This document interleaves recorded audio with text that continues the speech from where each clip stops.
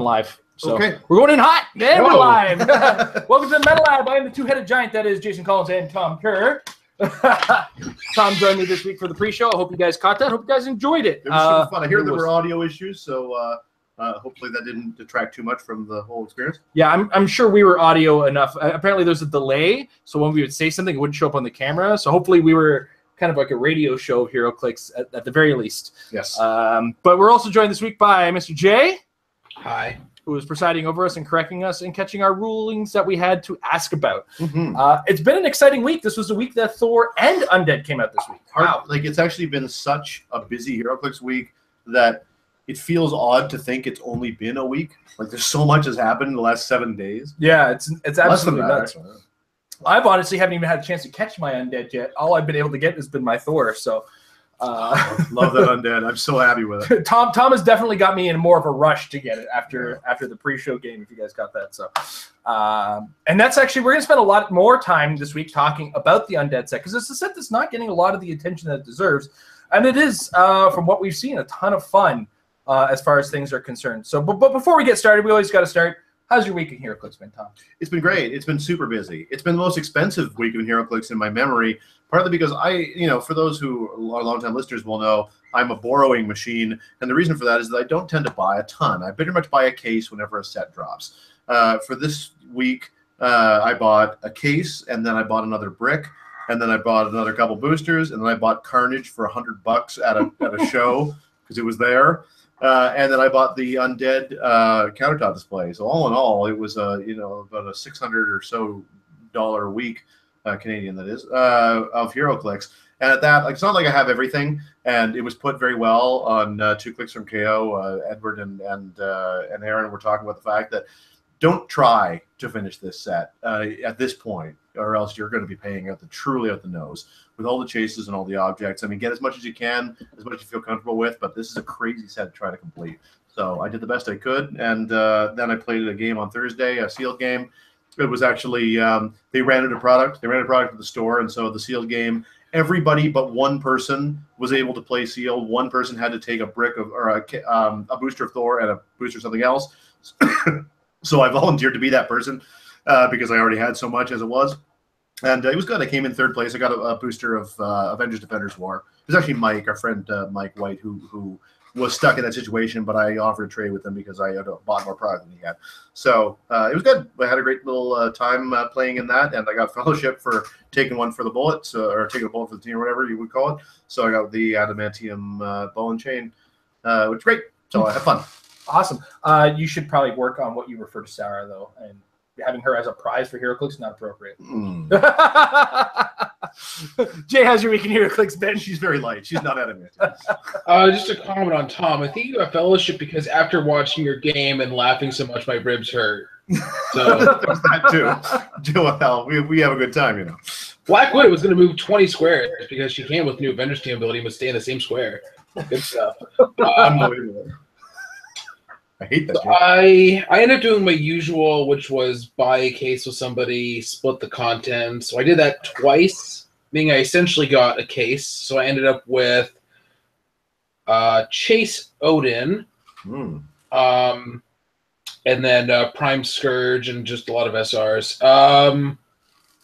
So that was good. The set also likes me for blind pulls because mathematically, because there's 16 boosters, Chase will have 5 super rares and maybe Chase and a Prime. So out of the 16 boosters, you would have 7 boosters with good stuff in them. So if you buy 2 boosters, you have 50-50 odds to get something awesome. So for the sealed that day, I pulled a Chase Malekith, which was amazing. Cool.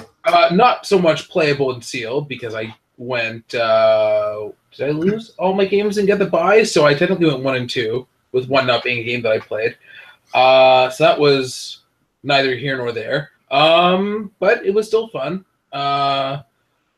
He was the casket never ended up being and doing anything because it doesn't affect Asgardians, and the whole set is Asgardians. That's fair. So the only person it would have affected would have been Tom had I even played him, which did not happen. Then on Sunday we had our usual 4-1 competitive. I'm not playing at the Canada Cup, but I brought a team anyway. I brought 3 teams, but I forgot my teleporter, which was on 2 of them. So I ended up running 1 team a bunch of times, which was Loki, convention exclusive with Brainiac, because I'm feeling like since Jakeem should take a hit, at least of some degree, he'll be more viable. Triple rollouts that you can't see him for outwit to get rid of any of them is awesome. And then I added in Prime Scourge, who is just one of the hardest figures to kill that isn't named Joker in the game, because you have to hit him 7 times, and he is just so good. He is best by Calypso, and then I had 2 level 7 ID cards, which ended up just being Bucky, Sniper, and Nick Fury every single game. What was wrong? My one was against Sean, our guy who had moved away, but now he's back. He was playing Chase Superman from Elseworlds, TK Lex Luthor, and the Mjolnir, which was just so brutal. Doing that full movement charge, getting 9 square, 20 square swing, guys. It's real. Yeah, that's what people are saying. I ended up eking out a win there. Ended up with just Loki left. I called in the Winter Soldier at one point for a shot, and I had 3 chances out of 7, so of course I missed all of them. But I ended up winning that one. Next round was against Kyle, who was running Jakeem and Al Jordan, both possessed. Level 7 ID card, Green Arrow ID card. He conceived me my Loki, so sad Jay. So I lost that game, but I ended up taking out Jakeem in the process. And then last game was against Adrian, who was running a bunch of undead stuff, which was obviously the most fun possible. He was running Jacob Marley, Vampire Baron, the one with the switching dial mechanic, Shark Shredder at full points, Dr. Frankenstein, and I'm sure some other sort of filler. I was playing meta stuff. He was not, so I won that one.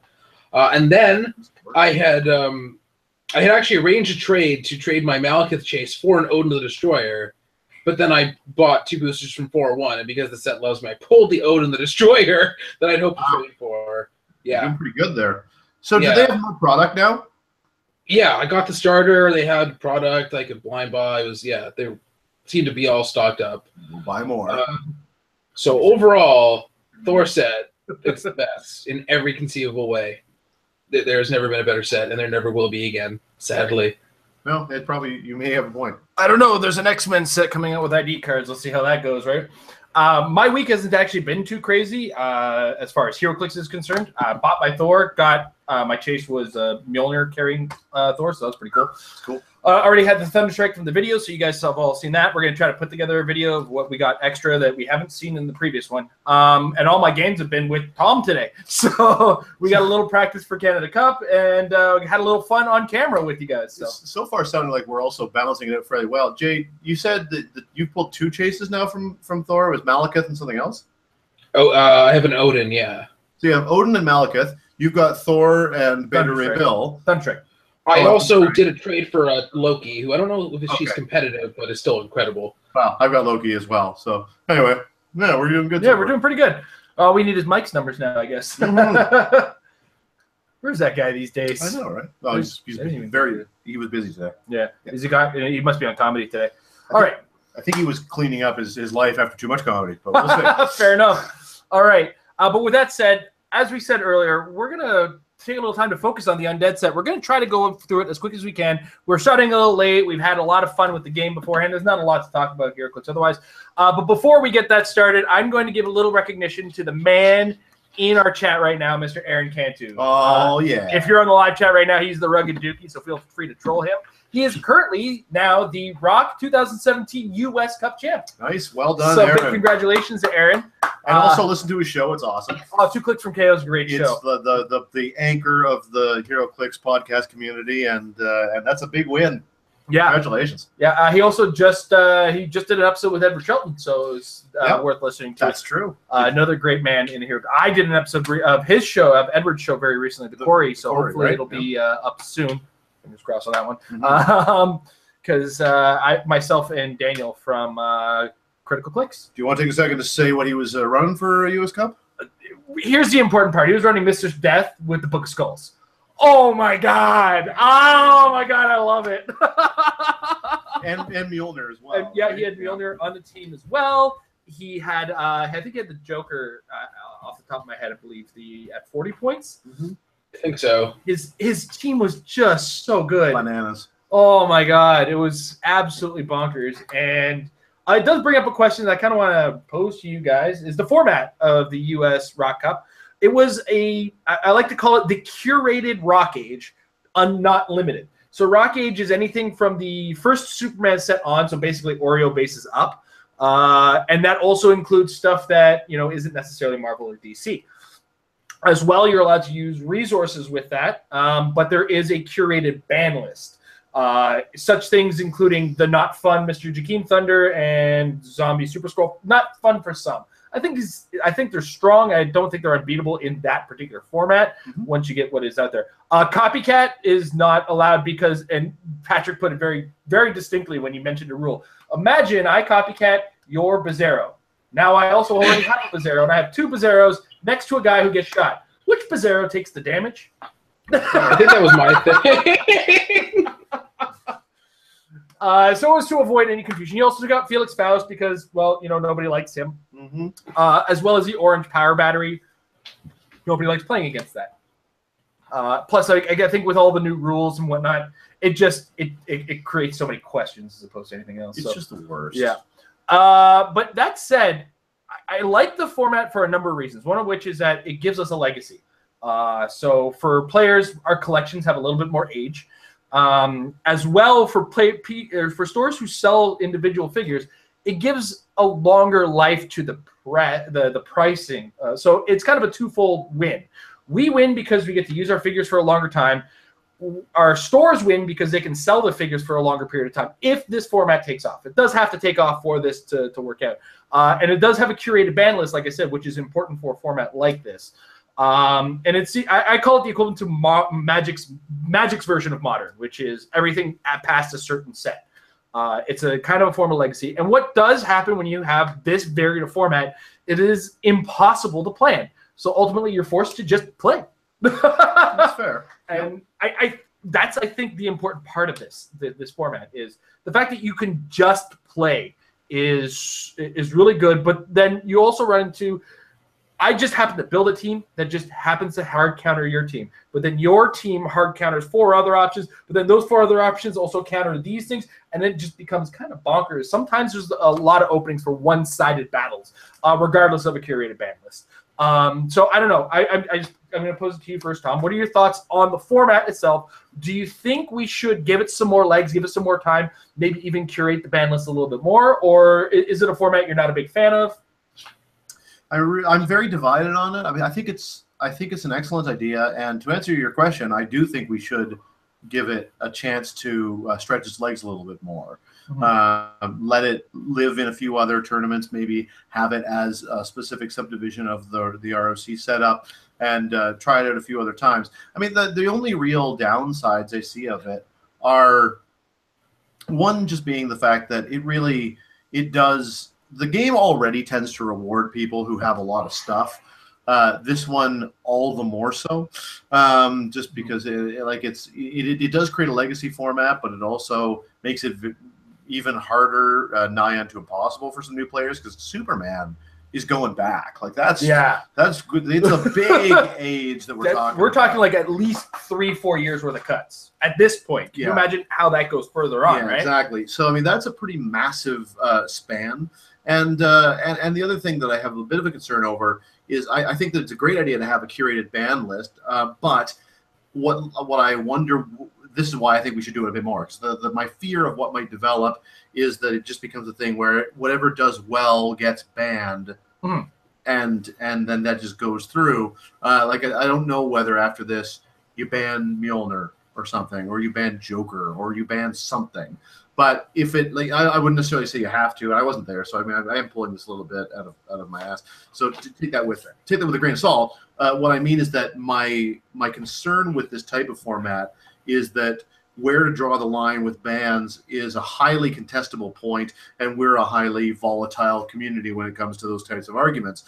So I feel like it could become bogged down in argument. But that's me being a bit of a disaster predictor for later. That's not where we're at, and that's why I think it would be great to let it play a bit and see if it winds up being something that is highly positive or something that is highly contested. That would be my 2 cents. Awesome. All right, Jay, what are your thoughts before I kind of take everybody's thoughts, put them into a puddle, and make everything cool? Oh, the format is just a minefield of rules questions and completely unintended interactions. Like how if you play Mini Shredder with the Book of the Skulls, you can Shredder Elite and then roll the die to advance the dial every single time, which was not even close to a thought that the designers had. So you're taking a figure from what piece from 4 years ago, and you're saying, and you're doing completely stupid stuff now. It's impossible to rule on. Like I remember a whole long conversation that was happening between me and a bunch of other people about how ID cards interact with resources that are already retired by this point. Like, what was the question? It was like, if I drop the Book of the Skull Hammer but I don't pick it up that turn, is it still picking up? Can ID card character pick it up? It was just a disaster of just rules, nonsense, and shenanigans. And we already know that WizKids doesn't like ruling on Golden Age stuff, so you're not going to get any official answers there. It's going to be a matter of the judge saying so at the time, and then if they make a ruling that ends up being not correct, it's a mess. I like the idea, but I just feel like resources and whatever just screw it up way too much. But especially now that you can play special objects and resources, so you could have what? You could have a character pick up a Book of the Skull Hammer and Old Mjolnir and have +3s to everything, plus an entity, or it's a lot. Too much nonsense. You do raise a good point, though, with respect to the judging piece. It's not necessarily that it's a no-go, but this is a format where you must make sure you've got good judges. Yeah. And you've got patient people that are going to take it, read it, consider things. They have to know their stuff in a format like this because they're going to have to make those calls on the fly, like you say, Jay, and they have to be able to maintain some degree of consistency. I'm a little perhaps more optimistic than you about if you get the right people, they can make the right calls when the time comes. But there's no question that an event like this would have a really hard time playing at some venues. I think that we've all been to a venue like this now and again where the judge doesn't really, they're a little checked out of perhaps the most current version of the rules and stuff like that. And in that setting, I think there's a greater concern. So, yeah, it has not only do you have to curate the event, but you kind of have to curate how the event is being held. I'm a big fan of, trying something to this level because right now the modern format, it's great, but even Magic the Gathering has that problem where standard is stale. But it's a stale format that the players like as far as professional play is concerned because they can count on it. Everything's there. They know what's there. They know what they have to counter. They know what they have to be ready for and everything like that. And that's cool for what it is. The modern age in Magic the Gathering and things like Commander are now recognized by the company because the players forced them to, right? And I think that's an important element is if we can get this level of play forced out and, WizKids can see that we are playing it, I think WizKids will act on that and actually start to go, you know what? I like this particular Rock Age format. We're going to give it its own name. We'll call it the NECA Age or the WizKids Age or whatever they want to call it. Because let's see, they'll just co-opt it. They'll co-opt it. Let's not kid ourselves. But that will make it official. And that's the important part is by making it official, I'm going to smack some headphones around. But by making it official, then we get some official rulings on it on top of what we're ruling on. But they'll also come to us as long as we can keep it documented somewhere. Yeah. And I think that's the important part that Pat took was by documenting what he plans on banning for this. Right. We now have a documented state for this, which I will follow. And I'm going to try to run a couple of Winamaps in this format. Wow. Personally, at the Comic Warehouse, I'm going to try to get one or two. Hopefully my schedule, because my schedule leading up to spring of 2018 is super tight. So anybody who sees me judging one of these events, appreciate the fact that I'm taking the very few weekends I'm going to have coming up. But that said, I do want to help get some events of this run. I want to give my input. I don't think the ban list should be quick to ban. Personally, I don't think anything on Aaron's team should be banned. It's just a really strong team. No, actually, it's one of the things I find most encouraging coming out of this is that Aaron put together a team that feels like really powerful and potent and great, but not cheap. Yeah. Like, and, you know, not especially considering all the stuff you can be playing. Yeah, absolutely. And you know, he in the team he does add in things like ID cards. ID cards are always a thing we got to be thinking about because I think it's a mechanic that gives us more stretch to build what's on our force, so we can plan for other things with the ID cards. That's kind of what I've been looking at them as is plan for the problems with the ID cards, build my team in the meantime. So those are I kind of put together what you guys thought, what we're getting back from the community. And Aaron does have some really cool talk going on. You know, he agrees to a certain degree with Tom, and he also talked to Pat about making Rock Age rules for him and stuff like that to kind of curate it. And that, you know, that could get WizKids back in the same page as HC Realms, I think. And whatever our pros and cons on our thoughts of the thing are, like, congratulations to Aaron, wonderful work. Yeah. Awesome that you're the new Rock US champ. That's amazing. You took away from Kevin Fruz. That's even more amazing. That's more important. Yeah. Everyone can do in this game. You did take things from Kevin. If I can, you did what Jay couldn't. Yes. Well. Oh. you tried last year. You didn't. Aaron did this year. Is all I'm saying. Yeah. Technically, I lost because of dice. So. But you couldn't, and that's the problem. Oh, you're a dead man. Oh. And Aaron does add a "God damn it, Kevin" in the chat because that is the what are they called? They are clicks. No, they're critical clicks. Yeah, right? they're critical clicks. Daniel was from Clixed Off. Like, yes, so many clicks, puns, and whatnot as far as names are concerned. Anyway, you are married with clicks. I am married with clicks. Yeah, I'm the instigator, as it were. All right, guys, it's time to talk about the undead. Very cool set. I've had a chance to play against Tom using it once. I love the share screen is just everything on the screen. So let's go full screen with this. And let's start with figure number 1. We're going to try to lightning round our way through this. It's only 18 figures. So let's try to fire our way through our thoughts on this. And, of course, there's the zombie. Zombie has 3 clicks, incapacity on the first one, toughness on the next 2. Monster, and zombie horde are its keywords. Zombie horde trait. In the beginning of your turn, for all characters with this trait, choose one, move or close. Actions of the chosen type may be made by friendly characters with the zombie horde keyword. Don't count against your action total this turn. Jay, what do you think of the zombie? It's a little.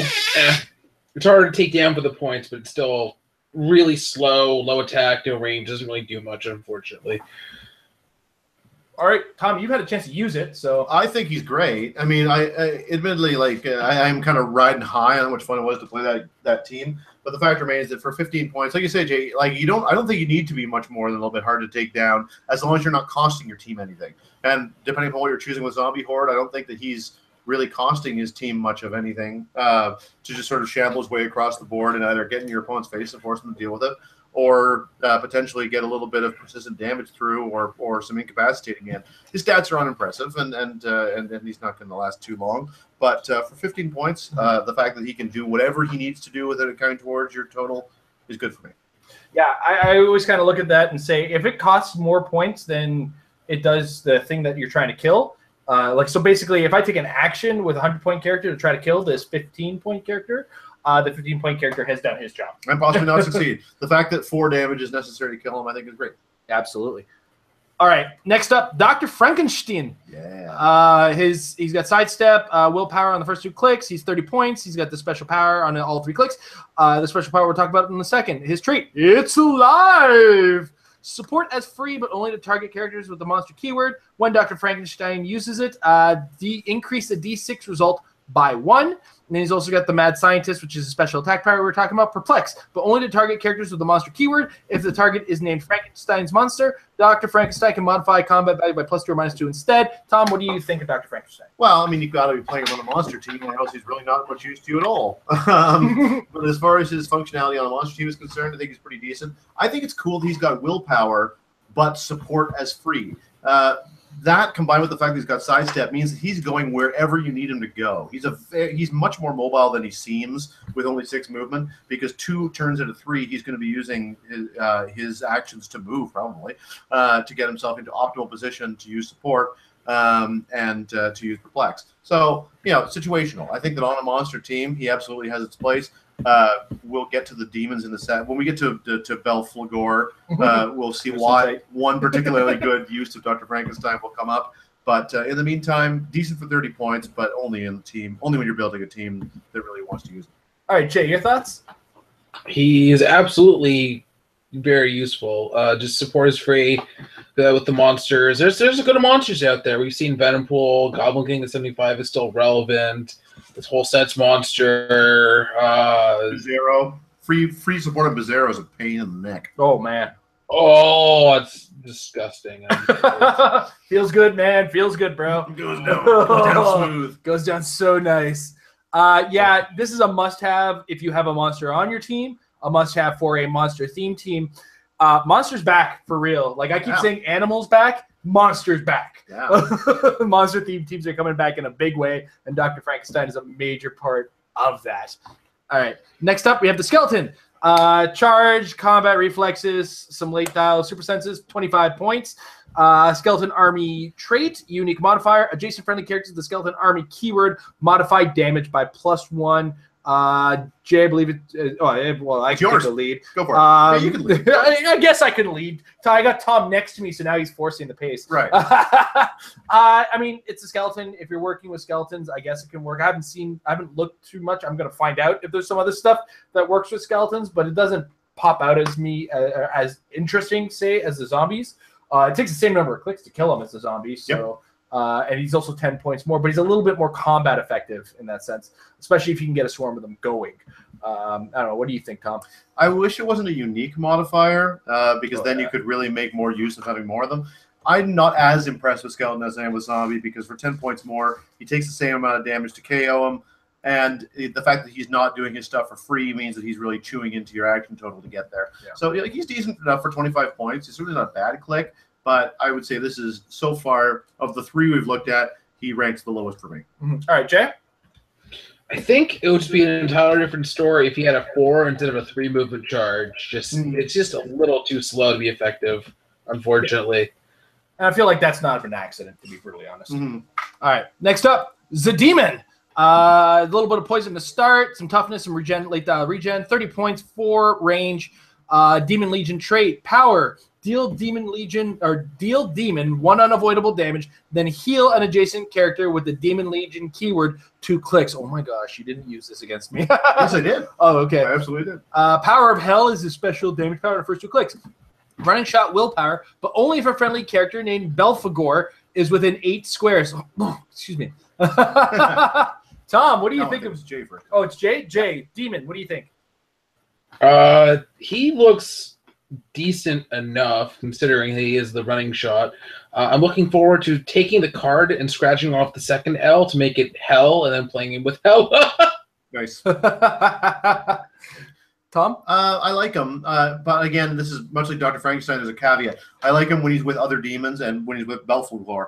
On his own, not fantastic. Next to another demon, between 2 clicks of regen and the whole power to heal someone 2 clicks in exchange for 1 damage, the demons can be really hard to take down, but they're really only combat effective when Belphegor is around to really maximize them. So decent when you're building for it. Yeah. Tom, are you okay? You sound like you're coming down with something. But again, keep in mind that as far as I'm concerned, this piece costs 0. And again, we'll get to that when we'll get to that in a minute. We'll get to that later. Oh boy. But yeah, I'm gonna say that, like Tom said, and I've seen it in action. Once you get that nasty cold and you have a big demon on the board, he really makes these things super effective, and they're basically free, as he said.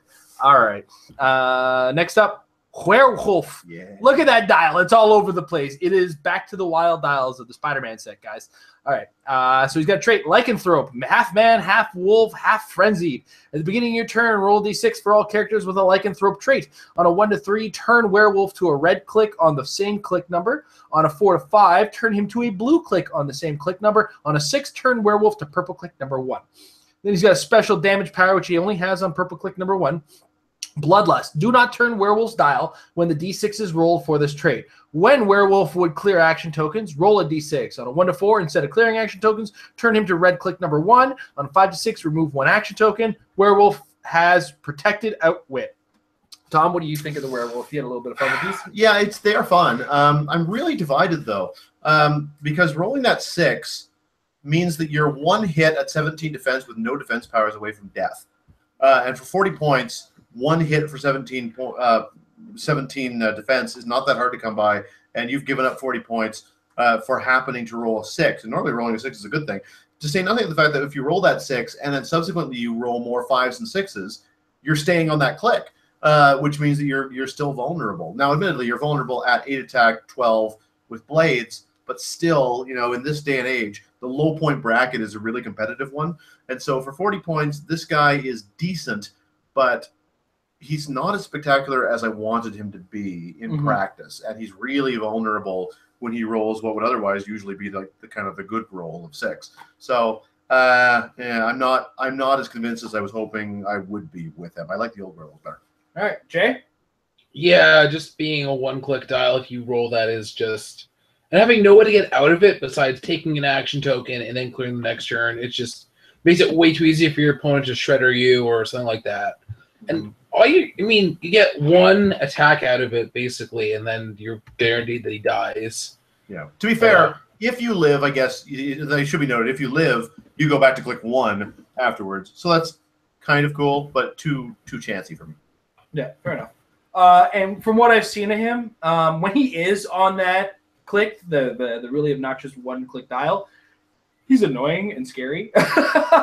True. And when he is on the charge blades clicks, that battle fury makes him strong. Yeah. Because it's one of those things when they change the new rules. I don't know if you guys have looked at the new pack. Look at what battle fury looks like under the new rules and new wording.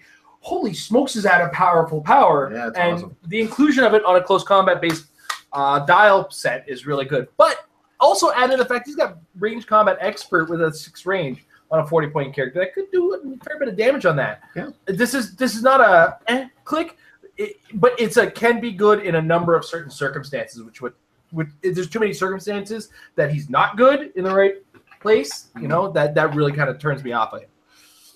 But he's a ton of fun to play. It's one of those inset in a fun game kind of figures for me, for sure. All right, next up, the Vampire. Improved movement, ignore hindering terrain. It is indomitable. It is 25 points. This is a 25-point dial, really? Yeah. He's got a trait, Vampiric Humber. Vampire starts the game on click number 3. He's got Steel Energy. When he uses it, he may heal past the starting line. Man, Vampire dials are always sadness. They're always... It's like, look at that first. Oh, right. Yeah, I gotta get there. Huh? Oh, geez. It's sort of a hard pass for competitive play when it comes to vampires, unless you can get a sure thing out of it. And unfortunately, with the way Steel Energy works now in comparison to what it used to do, you can't get those big quakes off to get it off on a first top click and whatnot. It's not as good as it used to be. So yeah, it's a pretty hard pass on this one. So Jay. Yeah, Sam. It's just for 25 points, way too easy to kill. I'm getting an echo, by the way. Yeah, sorry. We obviously I can't be on headphones with Tom in the same room. So. Yes. I agree. Hard pass. Wish he was better, but he's not. Yeah. All right. Next up, the Grim Reaper. Improved movement, ignores hindering terrain. This is he comes in at 60 points. He's got a trait, Harbinger of Death. When an opposing character takes damage from an attack made by a character with the monster keyword, after resolutions, deal that character 1 unavoidable damage. If that character is not KO'd, immediately heal it 1 click. Then he's got a trait, Giant Scythe, Blades, Claws, Fangs, with a giant reach of 2 for 60 points. So, yeah, go ahead, Jay. So 3 of the new Colossus Retaliators are monsters, so definite consideration on that merit alone. Yep. Yeah, he's decent. He is outclassed by death considerably, and so it's hard not to compare him. Even not comparing him, though, at 60 points for 4 clicks, I have my doubts. I love Blades with Giant Reach. Huge fan of that. And that Harbinger of Death thing is very cool, so he's neat, but he's just not quite what I want him to be for his cost. He was 50 points. I could have my arm twisted. Yeah, I saw Death in action, and there was a couple situations where we almost missed it, but in the long run, it didn't make a matter. But when it did matter, oh my God, I did 1 damage to you. Oh, I got to check if I do an extra. Oh my God, I took the extra. Wow. It is really cool. Oh, man. Oh, boy. So, yeah, that ability alone is really strong. that, like he said, though, death does kind of outclass the Grim Reaper by a great deal. So it's kind of a soft pass because death is there. But if I need to make up 20 points and I really want that effect on my team, then I will take a Grim Reaper in place of death. Yep. All right, next up, Zombie Abraham Lincoln. 3 starting lines. 3 starting lines. He comes in at 150, 60, or 40. He's got the Zombie Horde trait, which we saw with the other zombies. Move or close is free for characters with the Zombie Horde keyword. He's tallest of the Horde. Charge, sidestep. When Zombie Abraham Lincoln hits with a close attack this turn, other friendly characters with the Zombie Horde keyword can use free, make a close attack targeting a character hit by Zombie Abraham Lincoln this turn. Special damage power, which he has on the 60-point dial and lower. Leader of Zombies. If Zombie Abraham Lincoln is adjacent to a friendly character with the Zombie Horde keyword, modify attack +1. If he's adjacent to 3 or more friendly characters with the Zombie Horde keyword, also modify damage +1. He's got a special damage power, which he gets after he has probability control. 4 score and 7 years ago. Once per attack, when a friendly character's attack roll result is 4 or 7, choose. After resolutions, remove an action token from the attacker, or after resolutions, give the target an action token. Now, I want to point when the target's attack roll is 4 or 7. It doesn't say when the friendly character's attack roll hits. The result is a 4 or 7. So, yeah, Tom, what do you think of Zombie Abraham Lincoln? It's very funny. There's no way in the world I'm going to play him at 150 points. Not a chance. So slow. And, like, it's not like he's that good anyway. I mean, yeah, 4 clicks of Invincible ain't bad, but in these days with Invincible, the most you're ever going to take is 2 damage, remember? So you will definitely have to hit him at least twice. But, I mean, we're not going to have to hit him at all because no one in their right mind would ever play him at 150 points. I think 60 maybe is kind of the sweet spot here because at least you get that 10 attack. But at that point, he's not that much better than a lot of much cheaper zombies. So as much as he's neat, the 4 score and 7 years ago is, you know, not super likely to go off, really. At the moment, I can't do the math in my head of what the odds are of that, but they're not great. A 4 or 7 specifically is not fantastic odds. Well, the 7 is the highest possible result. It is 6% or something like that? Well, it's 56% that you'll get at least 7. Yeah. But specifically getting 7 is... Oh, yeah. I'll try to do the math. It's the highest probability, but it's still not a high probability. Correct. So, I mean, you put them all together, it's not going to come up as often as you wish it would. And you know his attack, his movement power is great, but not worth it for the cost to get it. And his attack power is decent, but it unfortunately his numbers are low, requiring you to get it off as opposed to being able to use it to get a sure thing. So no matter how you slice it, I'm not a big fan. All right, Jay, your thoughts? I'd consider playing with 40 just for the awesome token taking off or token giving. Stuff. I mean, I don't know what the actual math is, but it seems like it's pretty cool to be able to roll a crappy 4 and then say either I don't get a token for that or you get a token even though it didn't hit, or I rolled a 7, which is still a decent roll, and then bonus. For only 40 points, sit in your starting area. It's not the worst use of points I've ever seen. There's no range on it. That's true. I can't tell you how many times I need a 7 and don't roll a 7, though. But, yeah, on the same note, I mean, I think I'm hard-pressed on the 40-point investment.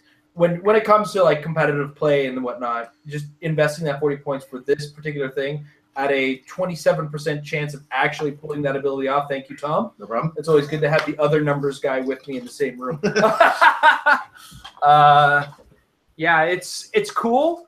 But I'm sure I can come up with more ways to spend 40 points. I don't know. Carnage comes to at least a quarter of that. Well, the Zombie Shambler, we haven't got to him yet, but we will soon. Yeah. He's not quite that much, but I feel like he's better. Anyway, we'll talk about him in a second. Let's talk in. Dude, there's a joke I want to make in regards to a movie that I just can't make right now. But this is The Ghost. Improved movement, ignores blocking terrain, ignores characters. Ghostly form is the trait, can only carry other characters of the Ghost Realm keyword, regardless of their speed symbols. It's got a special movement, Ghastly Chill. Free, choose an opposing character that Ghost move through this turn.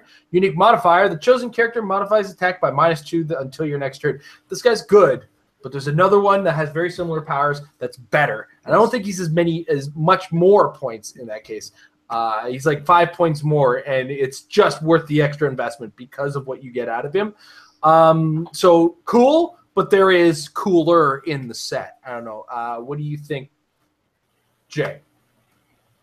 Yeah, Jacob Marley is 5 more points, same dial, but you gain wild card, and then you get the extra. What was it? The penetrating. Yeah, it's reversed. But incap first and then penetrating instead of incap, instead of exploit then incap. But we'll get there. Unless you're really stretching for another ID card, I don't see any reason to play Ghost over Jacob Marley ever. Yeah, I agree for the most part. I mean, there's something to be said for exploit weakness, but I think incap's better on somebody so cheap. So you're right. He's outclassed for 5 points. That's all I have to say too. Yeah, exactly. All right, next up, and Tom, you were mentioning this, and I think it's worth letting you start on this. So this is the Zombie Shambler. Has sidestep, toughness, and indomitable. Is 25 points, only 10 points more than the original zombie. Has 2 extra clicks on top of it. Wow, it's a little bit more beefy. And it has a zombie horde trait. So, Tom, what were you thinking about the Zombie Shambler? And starting sidestep. Well worth the investment of 10 points as far as I'm concerned. I thought the zombie was a good deal, and the Zombie Shambler is a fantastic deal to me. And he's a common, so hopefully you'll be able to get more of them. Yeah, what can I say? I think he's really good for 25 points. 5 clicks long. It takes 6 clicks to kill him. Again, he does whatever you want him to do for free, and he can move a little bit farther. And he's indomitable. What do you want? He's great. Yeah. Jay? Yeah, that's quite the round table turner, teleporter turner that you have there. Especially yeah. What? Well, especially if you team him up with, I don't know, Dr. Jekyll. Or not Dr. Jekyll, Dr. Frankenstein. Yeah, oh, man. Sorry, I got ahead of myself because that's the next figure. True. That's like for 25 points, you could be turning your teleporter 4 times theoretically. Hypothetically. Yeah. Yeah, I like that. Heal. He's awesome. Yeah, he's really good. Yeah. All right. Next up, Dr. Jekyll. This is where I screwed up. And Mr. Hyde is his trait. If Dr. Jekyll is on his red click number's power, turn him to a blue click number 1 and give him 3 potion tokens. At the beginning of your turn, remove a potion token. When he has no potion tokens, turn him to a red click number of the same number. He's got a special defense power on those dials. That's toughness and willpower. And when he's not on those dials, his last 2 clicks have brilliant insights, which include outwit, perplex. He's got support to start. Jay, what do you think of Dr. Jekyll? I'm a little torn because you have to get him in there, and then he has to take power action, and then to turn into Mr. Hyde, but then he has to have sidestep on that click. So there's so much setup there. I don't know if it's going to end up paying off. And he's too expensive, really, to just rely on what he does as Dr. Jekyll, with being Night Nurse for double the cost, not as good. I don't know. I'm not a big fan. Okay, Tom? I don't know. I would counter that by the point that, he takes his power action when he's Dr. Jekyll and he turns to click number 1. And if your opponent doesn't deal damage to him, he goes back to Dr. Jekyll at click 1. So he's got some back to the top of his dial healing whenever he wants it, unless your opponent decides to invest their time and effort into hurting him as Mr. Hyde. And that's not that easy to do for 45 points. I mean, it's awkwardly written, the whole trait thing, because as written, unless you have a way of taking tokens off him, he's only ever going to be able to take 1 action as Mr. Hyde when you think about it. Unless you had a way of giving him colossal retaliation or colossal stamina, or to have some token removal, then it's a power action to do it. So then he's got 1 token. At the beginning of your next turn, you are down to 2 potion tokens. You take an action. Now he's pushed. Beginning of the next turn, he's down to 1. You got to clear. Beginning of the next turn, he goes back to Dr. Jekyll. So again, like it's kind of awkwardly written for something that is ultimately only netting you 1 action as Mr. Hyde, unless you have some kind of thing going. But I love the fact that you can heal back to top. So I'm really torn because I hear what you're saying, Jay. If you're just using it as a support piece, there are better options in the game. But as a support piece that could be cornered, he's not easy points as a support piece, and there's something to be said for that. So I'm a fence sitter. You know what? I was originally going to side with Jay, but I get on the fence with you there, Tom, now that you've actually put it in perspective. Because when you go to Mr. Hyde, you're on click 1. Yeah. And you're effectively healing him so long as you don't die. And your opponent asks himself, is it worth the effort to do this to a 45-point character, or is there more important things? Yeah, I can see where you're coming from on that one. All right, next up, the Skeleton Champion. He's got the Skeleton Army trait, 50 points. I mean, he kind of does have leadership, which helps you because the skeletons already don't take your actions. But I'm still not sold on skeletons with this. This is not my decider on them. Actually, this is my decider where I'm just no. I'm still no on skeletons, to be brutally honest. But I mean, zombies have always been better than skeletons. Let's not kid ourselves. That's fair. Jay, your thoughts? Yeah, they're just too slow with that charge, unfortunately, to be able to do anything relevant. It's just too bad. Yeah, Tom? What I find kind of ironic is that he's at 50 points.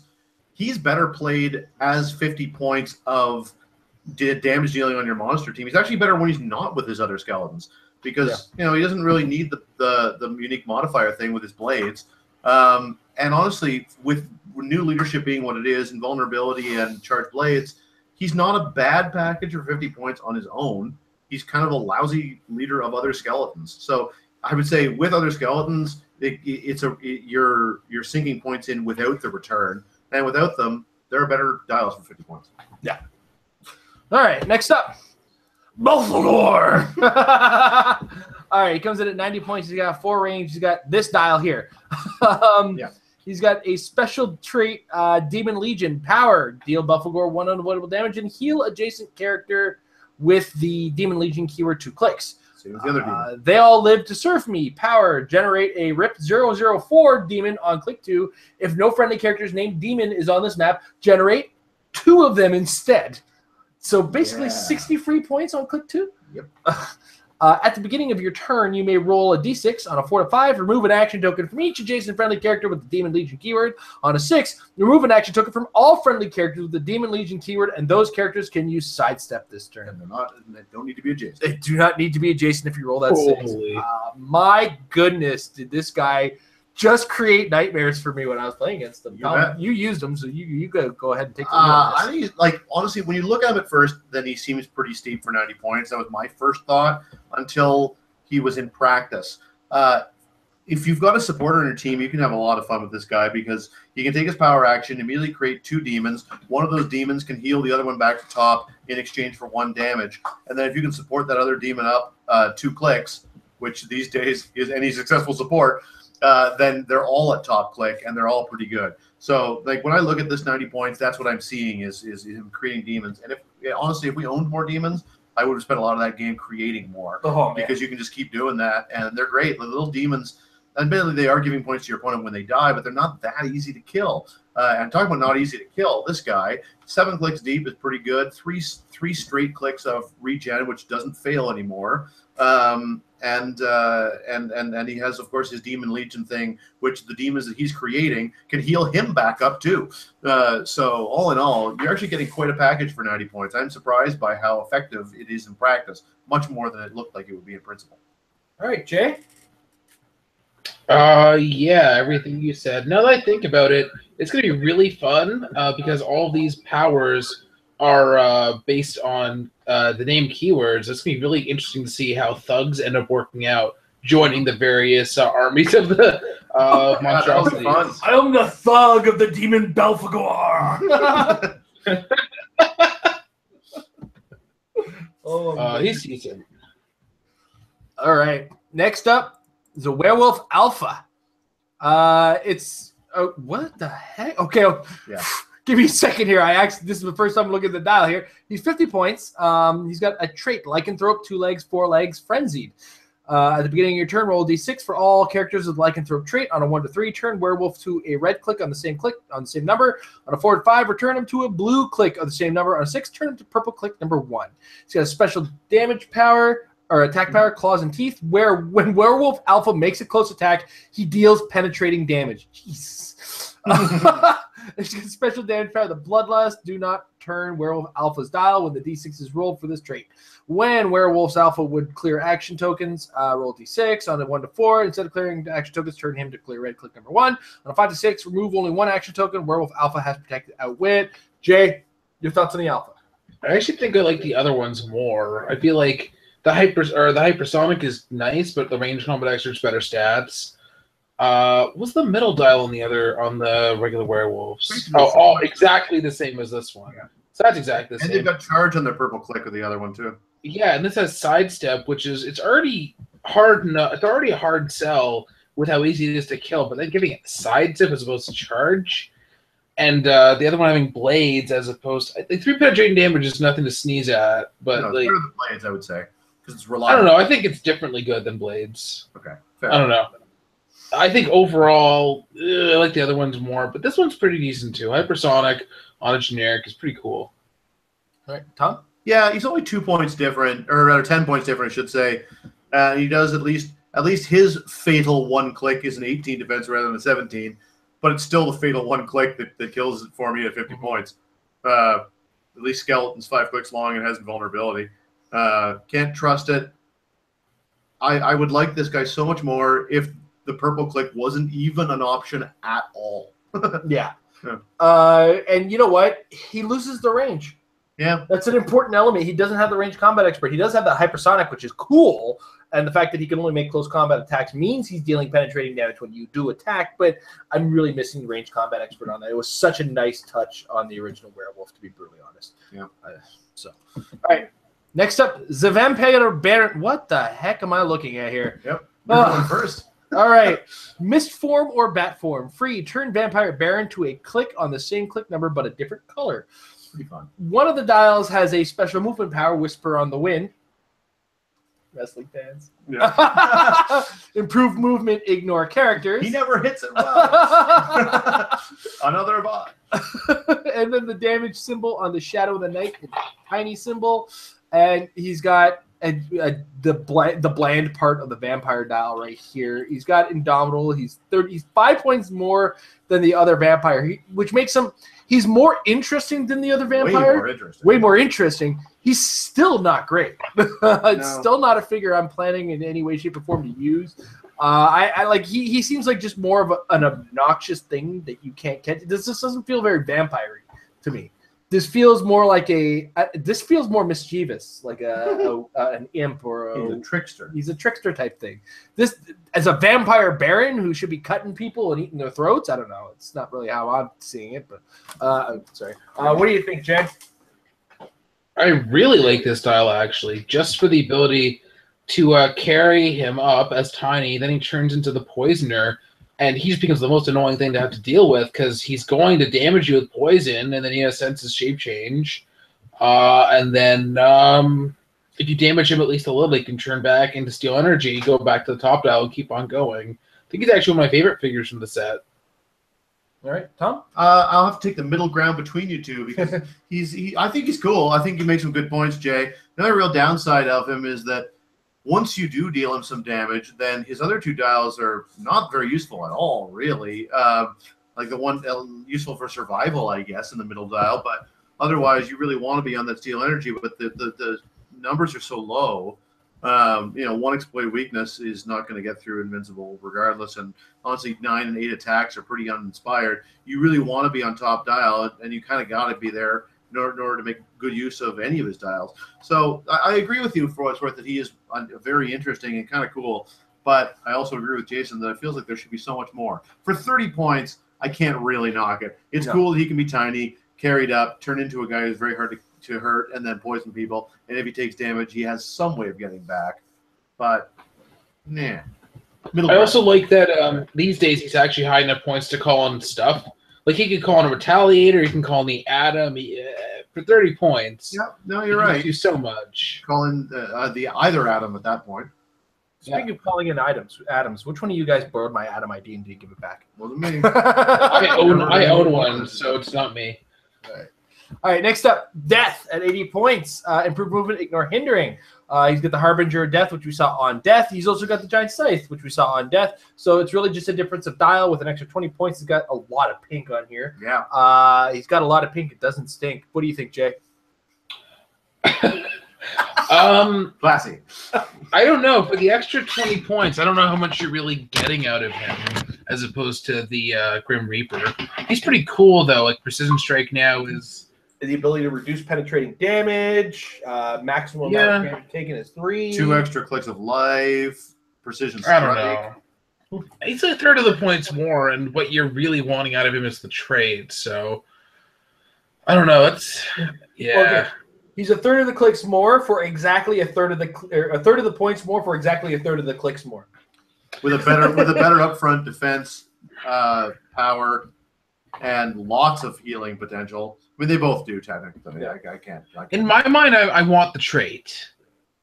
So the less I can spend for the trait, the better in my mind. Because neither of them are really competitive level as far as attacking goes. I guess where I would take issue with that is that if you want the trait, are you really paying 1/5 of your 300 point team cost for the trait alone? If so, I think it's bad value. And this guy has a better capacity to actually join the fight, in addition to giving you the trait. It's true. Yeah. I think we both tag teamed on Jay enough on this one. I don't think he's great. I think Jay's right that he's not. Yeah, he's not super great, but No. he's definitely better than the Grim Reaper. I think so. And I would take Death over the Grim Reaper in a lot of cases. I think so. But I think Jay makes a good point. Sometimes you want it on the discount, and the trade's the important thing to you. So. It's also, I'm also looking up now how many monsters you can actually call in. And there's enough that you can get even more awesome damage output out of them. So that's going to be a lot of fun to call in. Like, there aren't any retaliators, but just call in something that's already annoying. Like a poison who already deals penetrating damage, do penetrating poison, hit for like 5 damage after, basically. There's a lot of potential in Death or the Grim Reaper, I think. Yeah, he's cool. All right. And the man that broke the ghost, Jacob Marley. Yeah. So he's got improved movement, ignores blocking, ignores characters, ghostly form, can only carry other characters the ghostly realm keyboard regardless of their speed symbols. And here's where they're different. Ghastly Chill. Free. Choose an opposing character that Jacob Marley moved through this turn. Unique modifier. The chosen character modifies his attack by -2 until your next turn. After resolutions, you and the opposing character's owners each roll 2d6. If your result is higher, deal that character 1 penetrating damage and heal Jacob Marley of 1 click. He's got the Snowfall team ability, which adds wildcard. He's also got 4 range. It's basically a very similar reverse dial. What do you think, Tom? I think it's better than the ghost. I think we already kind of said it. For 5 points, you get enough more with the penetrating damage. I also think the in cap up front is better. And I think the wild card is great. So honestly, for 35 points, we talked about him last week or the week before. He's a very good piece for 35 points. Yeah. What do you think, Jay? Nothing really to add. He's just so good. I think overall, probably the most competitive, relevant figure in the set. If I could make one complaint, and it's got nothing to do with the figure, it's got everything to do with the rules changes. The Avengers team ability no longer does what it used to do, which means Jacob Marley would have been a non-element on your team as far as action taking is concerned. Yeah, they can't take this matter. He's really took a hit. Yeah. I realize now. They took a massive hit. I mean, if he copies Avengers, he's got 8 movement and then 7. No, he can fly. If he does fly. Yeah, he can get his -1 for carrying. It's just not the same. Oh man, the sadness. Like, it doesn't hit you until you see a wild card that you want to not take your actions. There aren't very many monsters who even have a team ability. I know that from having constructed the team for today. Yeah. I think there's a few. You've got, you get Batman Enemy from the Joker. I think you get Sinister Syndicate from somebody, but there aren't a lot of really good options at this point with your within theme. But there's no one saying you have to build theme teams. Jacob Marley is real good. Yeah. All right. Next up, the Ghost of Abraham Lincoln. Oh my gosh, he's playable 125 or 55. I wonder which one you're going to play. Improved movement, ignores blocking, ignores characters. Ghostly form, can carry other ghost realm characters regardless of speed symbols. Ghastly Chill, when he moves through a character, -2 to their attack until their next turn, until your next turn. Because special attack power in the first 4 clicks to Gettysburg Address. Incapacitate. When Ghost of Abraham Lincoln uses it as close, he targets all opposing characters within 4 squares in line of fire. The argument is the Gettysburg Address is really long. Like, is that? Now, on the lower point and the lower down on the 125 point value, 4 score and 7 years ago, once per attack, when a friendly character's attack roll result is 4 or 7, choose.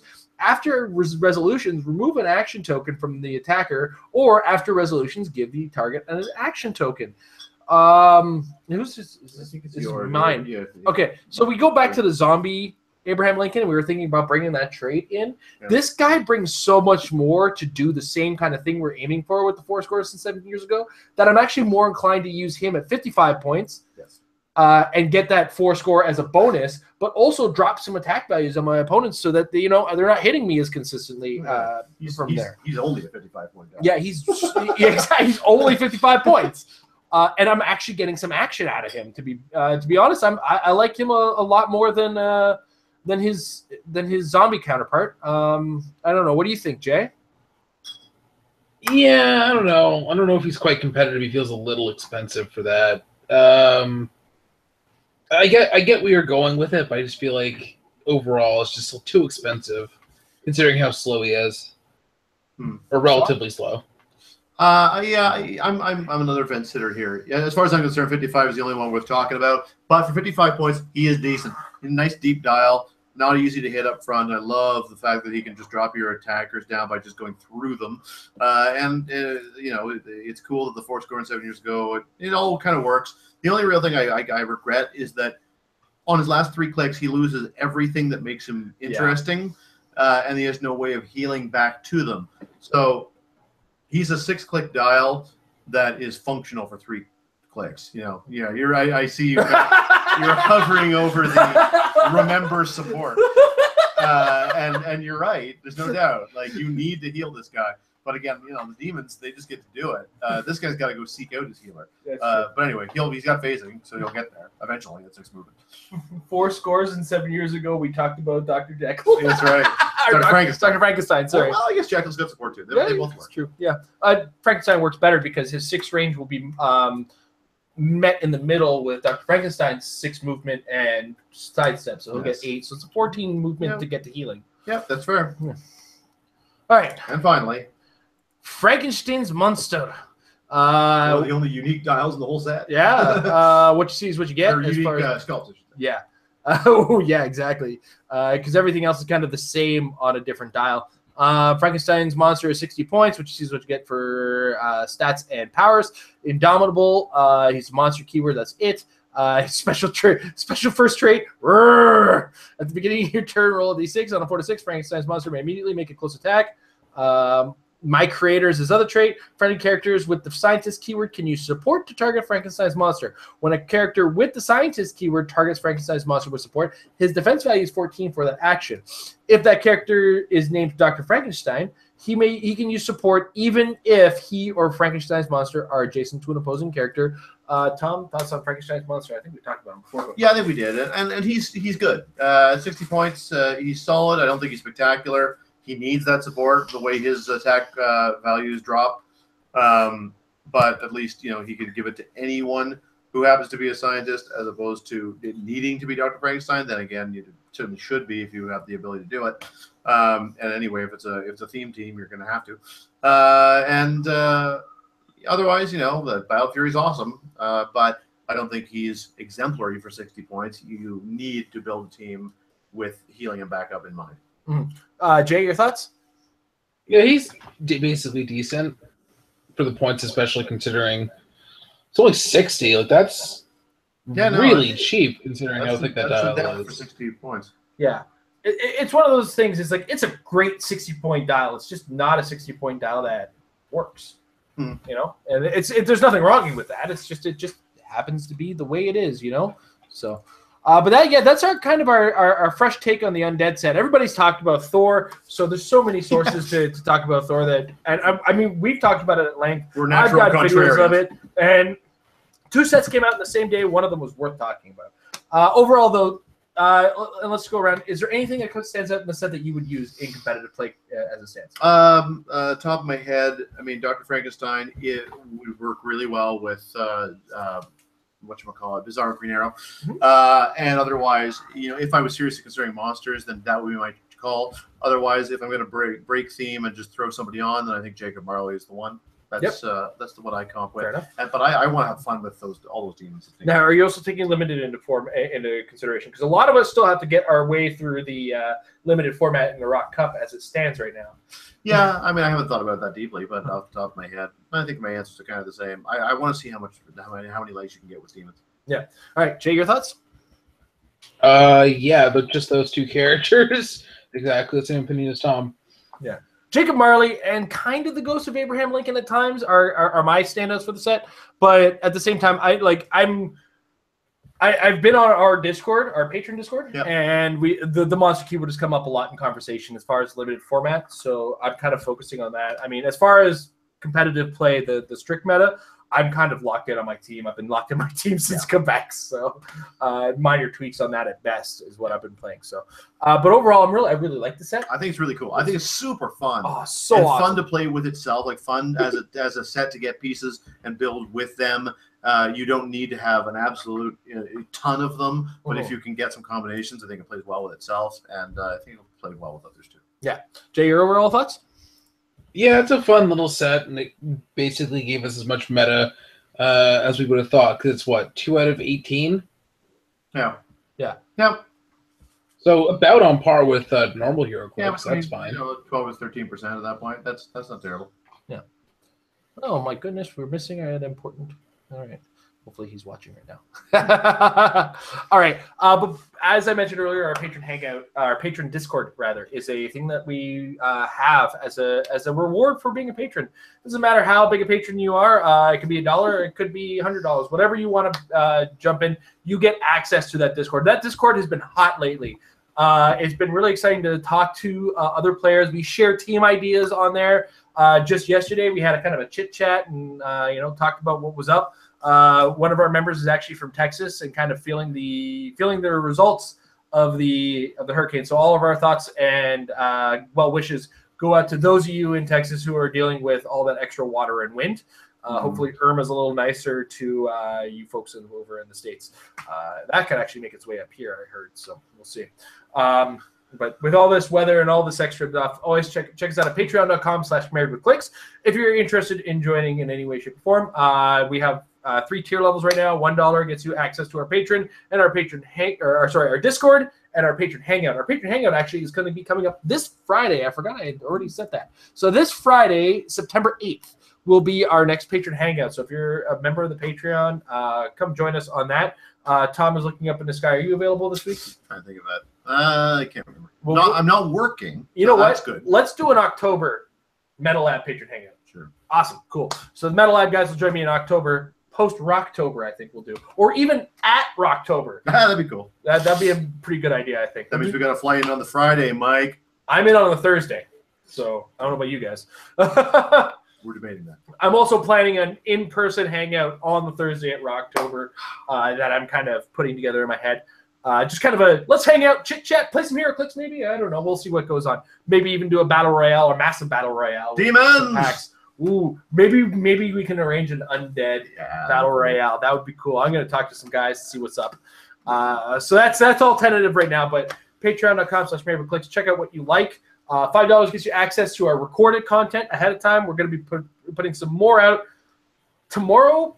I'm going to be up very late. I'm going to be at work late. I'm going to be up very late. It's going to be a rough week for me as we're heading into a big part of work. But I'm going to do my best to get us some more recorded content. Now that I've had a chance to absorb the rules and see how it's going to affect the metagame, we need to adapt to certain things as far as metagame is concerned. That's what Metafix is going to focus on for the next little bit. I mean, we've had all of that, and it's funny because I'm on Amber's computer right now, and I got Facebook messages popping up. I'm not supposed to see those are Amber's. She's allowed to be a private person. Again, patreon.com/marriedwithclicks. Check us out. And we're going to start answering your questions. So if you're watching live right now, check us out in the chat. Throw your questions in there. Big capital letters, put question ahead of it so that I can see it because Tom is right here with me. You can see how hard it is to pick up the questions, isn't it? Well, my eyes suck anyway. But we're both old, so I mean, we so you can agree. But we're mid-30s. We're starting, of course, on our Facebook, and we're going to try to go in chronological order. Starting with Mr. Michael Fedor, as he likes to refer to. He knows we refer to him as it, and he gets it. He's doing it now. The Alpha Patron. He says, "Hello, everybody. Alpha Patron here." It's a werewolf reference. It's a werewolf reference. Hopefully, you got to play with a Jane Foster support character by now. Is she effective in the metagame, in your opinion, or should I just focus strategy on switching her into female Thor instead? What do you think, Tom? Well, I haven't played with her, to be fair. Is she effective in the metagame? I don't know. Do you need support that badly? It depends a lot on your team. Support's a great power, but typically it's hard to pull off because of the fact that they can lock you down. Thankfully, Jane gets around that particular problem. However, again, I think it does depend a lot on whether or not your support's not guaranteed by any stretch of the imagination, and you still kind of have to have everybody clustered together. And turning her into Thor is not a guarantee if memory serves correctly. I can't remember how she works. If she works like Eric Master, it's like when you're about. Does she work like Eric She Masterson? doesn't. She works differently. Oh, she works differently. I have no idea. Because much like you, I haven't had a chance to use her, as the only game I've actually played with the Thor stuff was on video earlier today. I feel like maybe Jay can speak to that the whether or not to turn into Jane Thor better. As far as her effectiveness as a meta piece, even though I haven't tested it myself, I think a lot of it comes down to how much support is important to your team. If you're playing a team with a bunch of stop click characters, then yeah, rock that support that doesn't care about people being next to you. Otherwise, I think you can take or leave a support piece. Jay? I have played her, although I didn't have Jane Thor at the time to transform into or from, but that pseudo stealth trait is just so valuable. Easy target to pick off. Yes, that's true. And she's basically almost as good as Night Nurse, except kind of better with the adjacency thing. Definitely good version of stealth. I don't know if you would want to try and turn it into Jane Thor, because there's a chance you might end up on a useless click and give away just too many points. Because let's see. I guess if you turn it into anything but click 4, that's pretty decent. Jane Thor? Although, I don't know. I think it's worth playing Jane Thor, or just Jane, not necessarily even Thor. I guess it depends on what you anticipate happening in the game. Also, can it be re-rolled? Let me just double check quickly. Doesn't think it can't be re-rolled, so you could theoretically mixy and pick the click you get on. So yeah, she definitely has value. Well, yeah, I guess that rule, unless that rule says can't be re-rolled, mixy can do it. Yep. Until, of course, Mixie still needs to roll the thing you want. That's true. Yeah. The first time I ever wanted Mixie to roll low, actually, you kind of always want a low or a high. That's kind of what you want with him. To be fair, though, with Mixie, Mixie is one who benefits from support for sure. That's true. That's very true. And then we're gonna go with the rest of Michael's questions because he went on a bomb one on a tear. He went on a tear. I have another question that I thought up here at work during a really slow day. I wonder what those are like. Hey, Tom. That's true, actually. I was also watching a pre-game stream for a little short while. What hero or villain would you like to use more often on your teams, regardless of meta or competition? He also adds, what hero or villain do you not get enough use of on your teams, and would you like to use more regardless of meta or competition? Okay, so basically I get the idea. Regardless of meta or competition, what's a figure that you feel you haven't got a chance to use more often? And in my case, it's any figure named Dr. Doom. I don't get enough games with figures named Dr. Doom, mostly because most of the time they don't know how to make a Dr. Doom. I mean, I think the closest one to a really good one would be the zombie Dr. Doom, but that still has the stigma of being a zombie, in my opinion. He's good. He feels doomy because he's got that whole Doom stat protecting his castle with the barriers and blocking terrains getting destroyed. That's a really cool effect. It still kind of feels like a zombie to me. But I think that, the big thing is I don't get to use Dr. Dooms because they don't make Dr. Doom. So I'm sure I'll get my infamous Iron Man eventually, no matter how much I beg for it, or one day I'll win Worlds and make it. Right.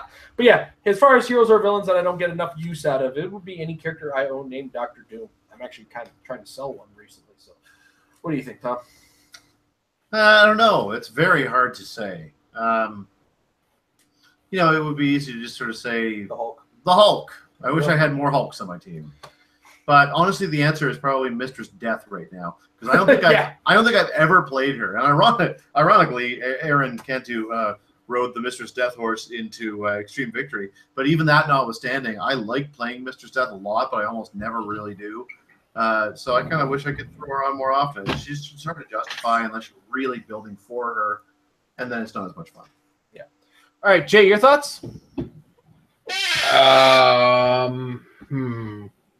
They've been really good about making the characters that I like really good. I guess I'm like but I guess I'll say Jay Garrick as Flash because I don't really like him anytime they make him because they always just do straight hypersonic and literally nothing else. They just stop to look at something that nobody else can see. So we're just gonna do that pantomime again just for everybody else, where it's. We were betting. He bet that you would choose a JSA member. That's a good bet. Yeah, so That is a good bet. it's kind of boring to me when they say, let's make a character with literally one power. So, and if he had other powers in addition to hypersonic, because hypersonic is always useful and is even better now. So if they made it worth using, yeah. All right. Next up, Chip Barnett. Question: will there be a okay, guys? If you're asking in the Facebook, you don't have to put in capital letters. Question. I'm going to see it on the Facebook. It's just for the Twitch chat. That you need to do that. They're doing you a favor. I noticed you got a question. Chip Barnett asks: will there be a Twitch channel or a video stream feed for the Rock Canada Cup? I have no idea. Jay, do you have any idea? It sounds like a lot of work that it sounds like a lot of work that I'm not doing.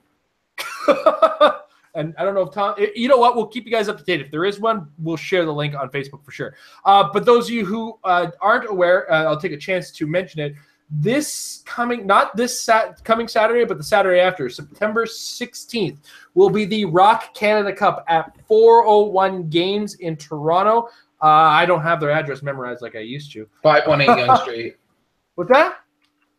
518 Young. 518 Young Street. And time, we're roughly starting at 11 a.m., 10 a.m.? I'll be You're judging. Okay. Registration is at 11. Tournament start time's at 12. Admission is 25 Canadian. If you pre-register in a link, which I'll provide to Jason, you can get a chance to get in a raffle.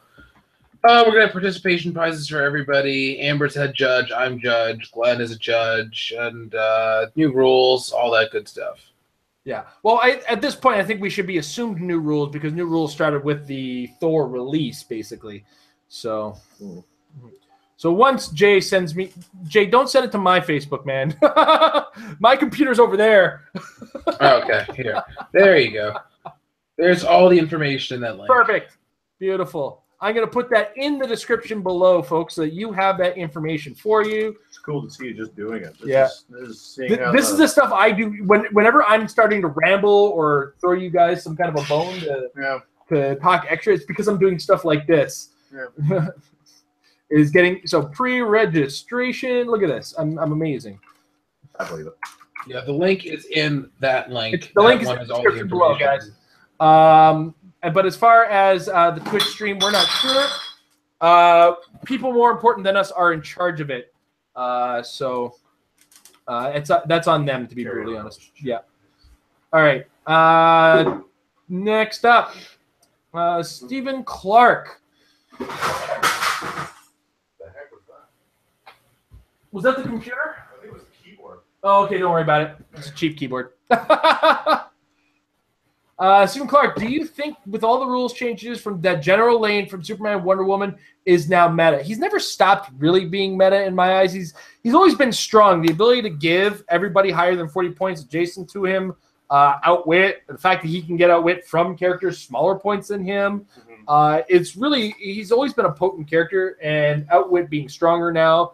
He stands out as a little stronger. He does have enhancement as well as the PD team, if I remember correctly. Yes. Yeah. So I mean that's just a good character. Yep. He's always found his strength in limited though. Limited format has always been where he's the most powerhousey.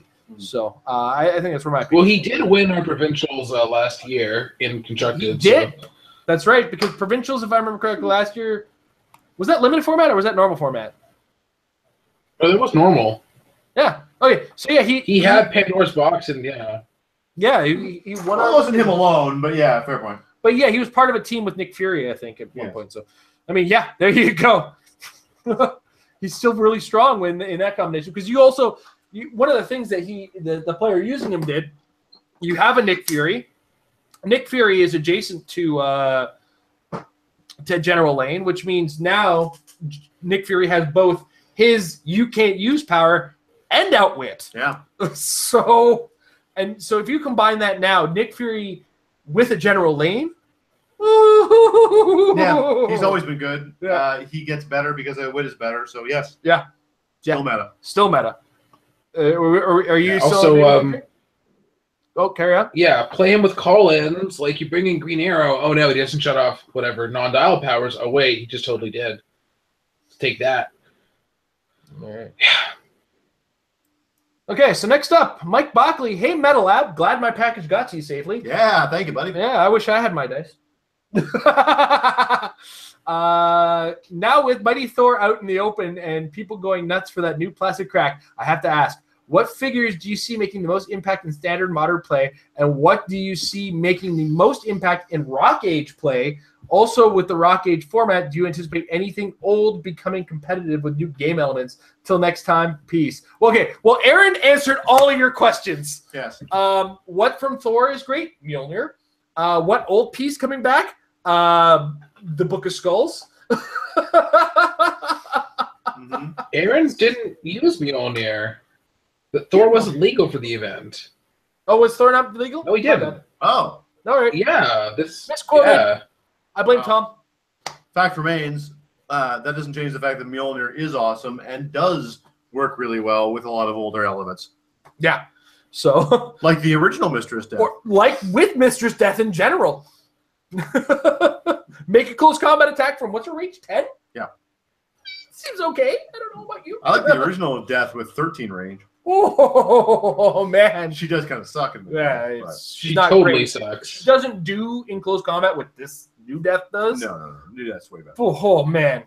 Yeah, put those two in combination. But as far as standard play is going, those weapons are going to start to see play, especially once rotation hits, and we have no resources.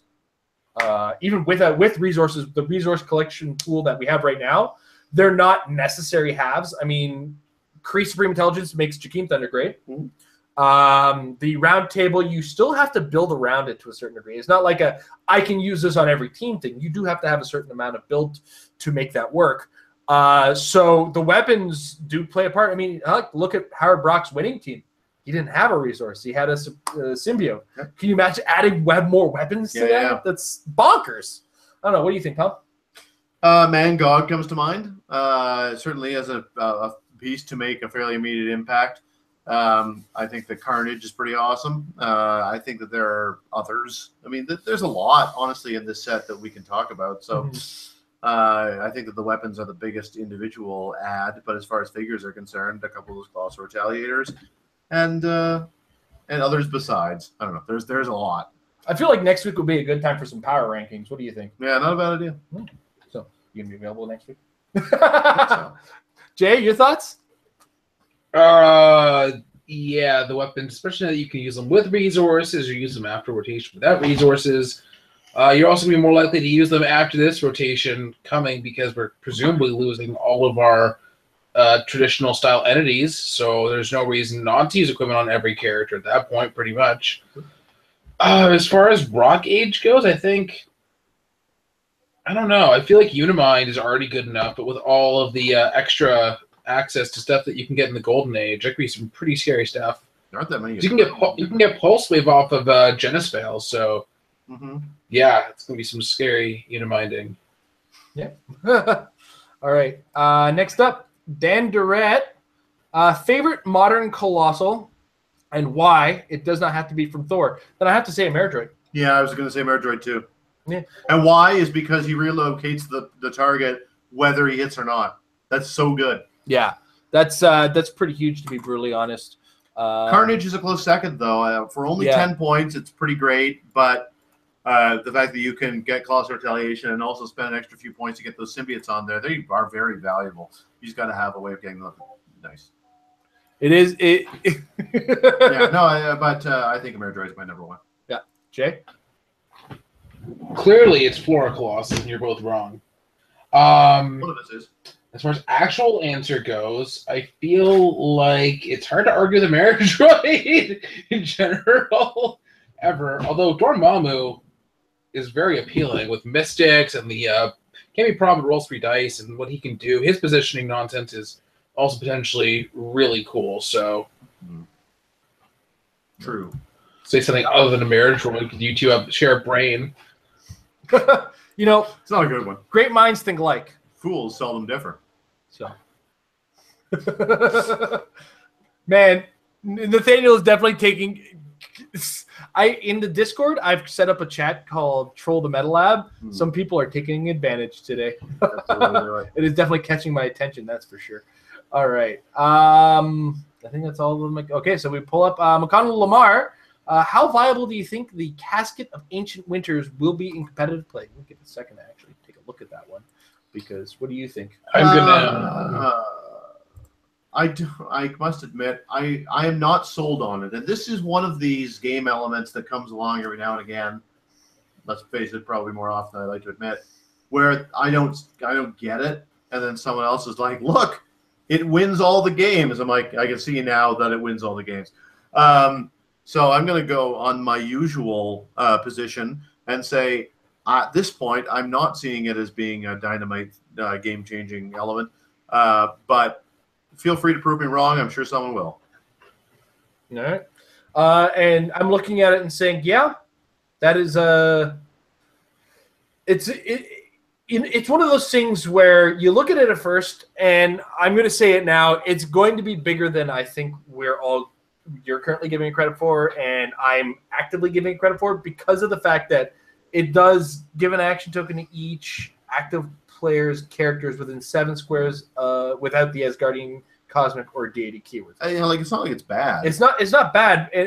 I can see that being such a slowdown element, and look at how successful Faust was. I guess if I have 12 points to spend, though, I feel like I'm spending it on a Mjolnir for 2 points less, or Loki's staff, or even Thunderstrike. I think that there are other things I'm spending 12 points. Supreme Intelligence. That's the aggro brain versus control brain kicking in. Sometimes that tends to happen, and I'm going to put the control brain on it and say it's going to have an effect. It's just not going to be on a team that I make. This is definitely falling into the category of things that I should know but I don't. At this point, is there a standing rule that if you would give an action token to someone who doesn't have one, anything particular happens? Or does it need to be specifically worded like Incapacitate? Where it would have to specifically be worded like Incapacitate. Right. So this is purely locked down. There's no passive damage is going to come from this besides the damage for pushing if it applies. Yeah. Right. And only for characters 100 points or more. Well, if the character using it is 100 points or more, there's one in the metagame right now whose name rhymes with Shmashmeem Shmunder that might actually get effective use out of it. True, but I think there are better things he could be doing with his power actions. I don't know. What do you think, Jack?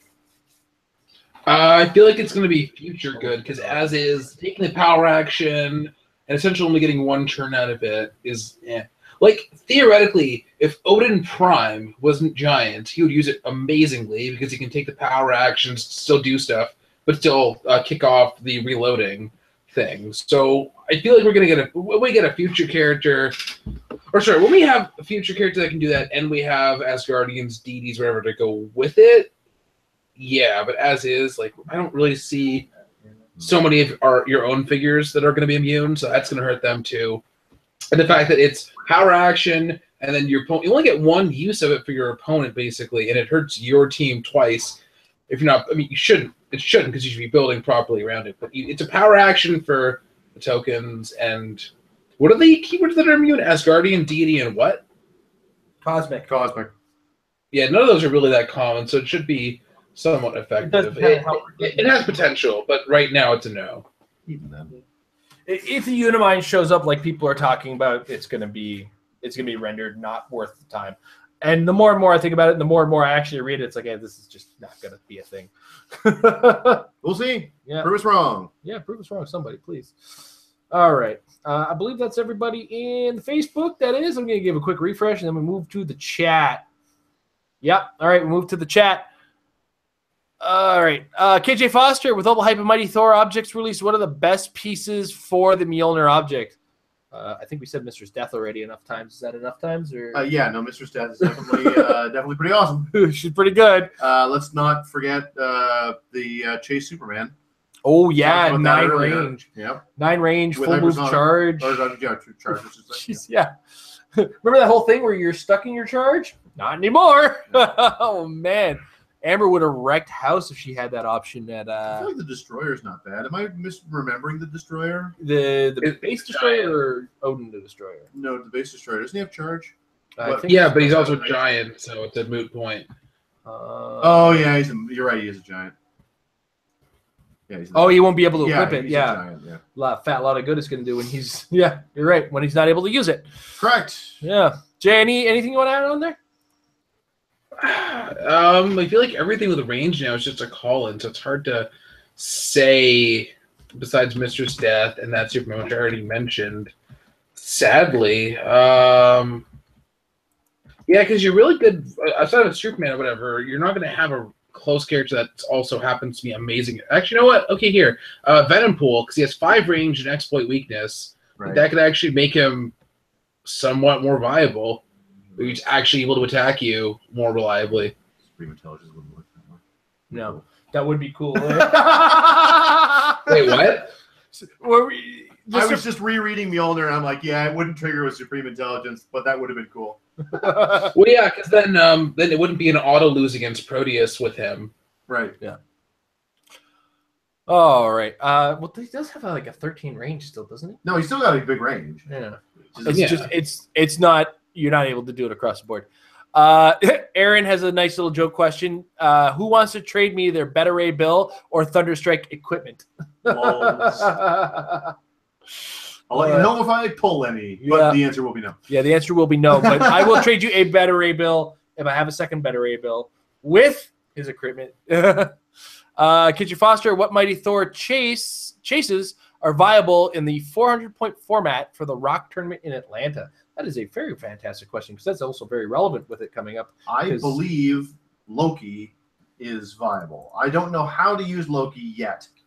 But Loki's great. And the thing about Loki that makes her so great is the ability to switch into Scarlet Witch mode and then become just a fantastic support piece that can then default back and be a great attacker. Like, you start out, and I think that in the early goings, you try to use her as a mind controller and a decent attacker. But once you start to take any kind of damage at all, go ahead and flip over into support mode. And in a 400-point setting, you've got a lot more room for other people to be your other attackers. So I think that Loki has potential.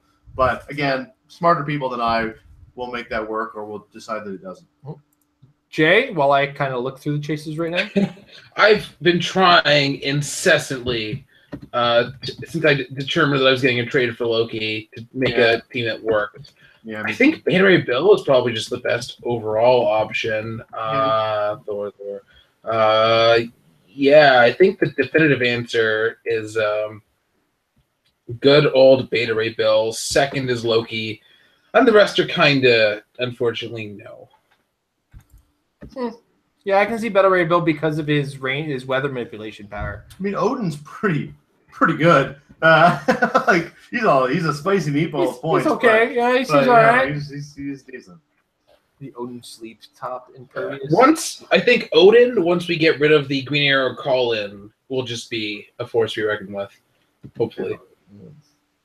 I want to use the Unworthy Thor because I want to refer to his weapon constantly because it's called Yarn Bjorn. You can put Yarn. you can put Yarn Bjorn and other things if you'd like. Although I never roll high enough for Yarn Bjorn to work, so because it's like a really low.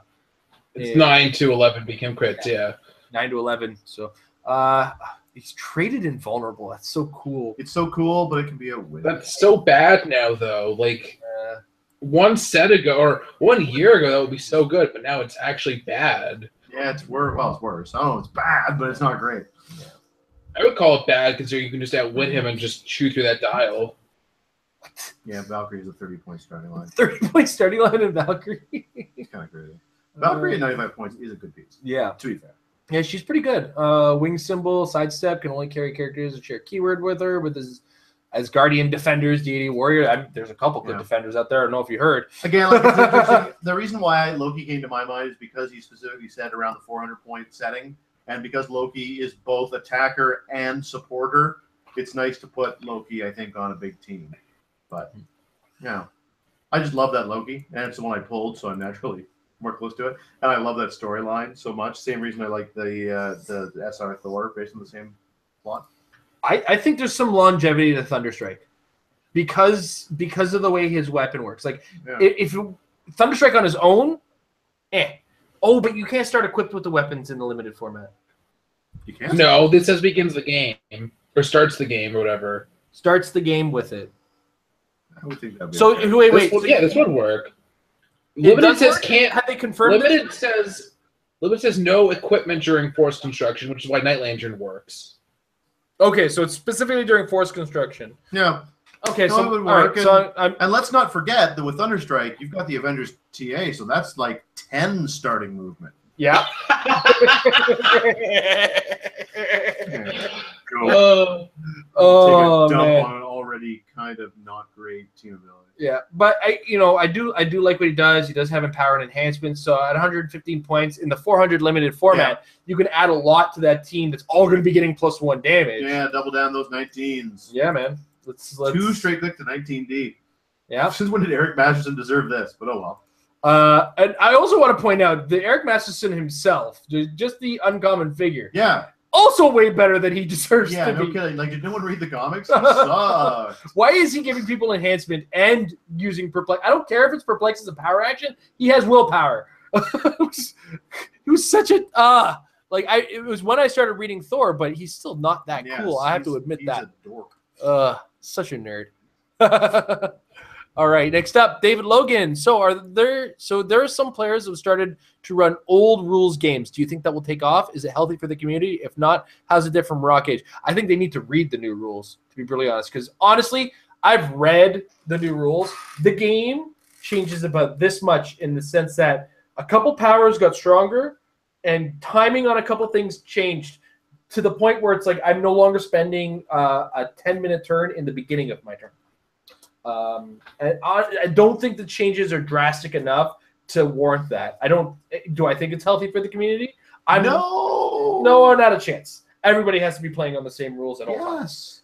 And these new rules are not that bad. I've seen some people just outright, I don't understand these new things. If you actually read these new rules, almost nothing changes about the game. It's just a massive rewriting of how we understand the game now. The big changes come to outwit, energy explosion, and precision strike. Well, as far as powers are concerned, I think you're kind of, as far as the massive scale, you're underselling it a little bit. They're pretty different. Like there are lots of differences, but those lots of differences don't add up to a completely different game. They just are a lot of little idiosyncrasies in this game that still has the same flavor and fun that we love and enjoy. I think that the only reason to run old rules games is pure obstinance, and I don't think that helps anybody. So I am definitely not in favor of that personally. I mean, there's also characters that are just not at all usable under new rules. Like, I don't know, like let's say Mary Marvel. I think she took a humongous hit, and if you want to play Mary Marvel, or an old character that had Earthbound and willpower as a power that doesn't do anything anymore. So no, I would agree that you're right. There are pieces that take a hit from this, but I don't think that. I believe that this is the way that Heroclix is going, and that trying to resist it as a community is silly unless there's good cause to do so. And I think that shifting relationship with pieces that were built for a different age is not a very good justification. They've done good things for the rules. This is the world we live in. Please come live with it. Yeah, it's a good rule set. It's a very simple to understand rule set.